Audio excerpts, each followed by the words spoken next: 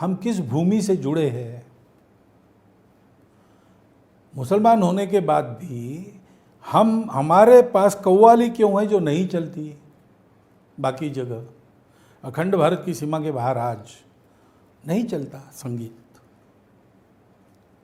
कब्र मजारों की पूजा अन्यत्र नहीं चलती। क्यों? पैगंबर साहब का जन्मदिन ईद मिलादुन नबी, वो सेलिब्रेशन के रूप में अखंड भारत की सीमा में ही चलता है, अन्यत्र व्यक्ति के इसकी मान्यता नहीं। अल्लाह के आगे कौन है, वो भी ऐसा वो कहते। लेकिन हमारे यहाँ चलता है क्योंकि हमारे एक स्वभाव है, परंपरा से आया है, तो उसके प्रभाव में हम चल रहे, ये सत्य है। हमारे पूर्वज वो ही थे, ये सत्य है।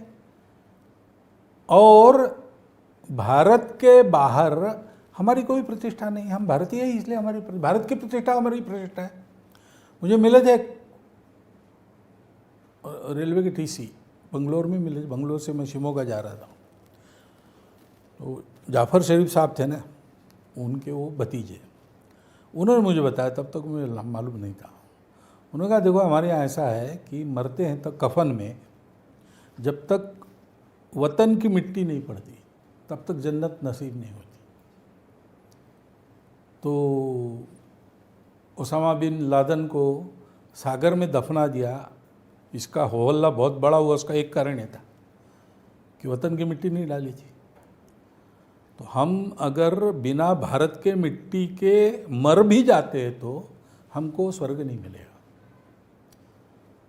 तो किस मिट्टी से हम जुड़े हैं ये समझे। हिंदू ये बताएंगे तो फिर वो कहेंगे कि फिर एक तो इसमें आपका क्या फ़ायदा है। तो हिंदू को इस स्थिति में रहना पड़ेगा कि आप ये मानते हो नहीं मानते हो, हमारा कुछ नहीं बिगड़ता और हमको ज़रूरत नहीं है, कोई हमारी मजबूरी नहीं है जो हम बता रहे हैं, ये सत्य है। और रिश्ते से आप हमारे भाई हैं, वो भाईचारा हमको कहलवाता है कि आप हमारे हो, मान लो। तो हिंदू को ऐसे स्थिति में आना पड़ेगा, उसको किसी की ज़रूरत नहीं है, वो अपना हित खुद कर सकता है, अपनी सुरक्षा खुद कर सकता है, फिर भी वो कह रहा है कि आप हमारे हो, क्योंकि उसके मन में प्रेम है। यह स्थिति आने के बाद हिंदू कहे तब तक न कहे, तब तक कहेगा लोग उसको मजबूरी मानेंगे या सौदा करना चाहेंगे, उससे काम नहीं होगा। तो दोनों तरफ से ये प्रक्रिया चल। हिंदू समाज ने इस स्थिति में आना, सामर्थ्य संपन्न, आँख टेढ़ी करके कोई देख नहीं सकता, इसलिए नहीं कि किसी को कोई सबक सिखाना, इसलिए कि उसकी बातों पर विश्वास हो सके दुनिया।